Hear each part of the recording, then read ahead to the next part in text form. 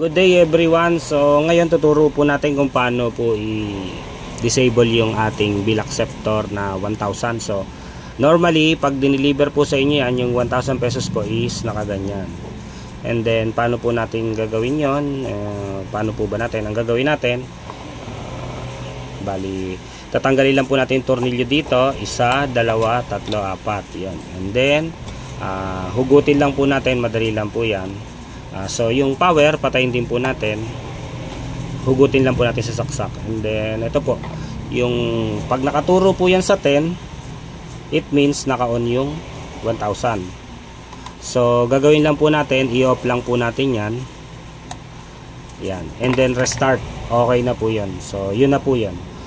This is it. Bali good to go na po ulit tayo. Bali advice na lang po natin mga customer na hindi po gumagana ang ating 1,000 peso bill.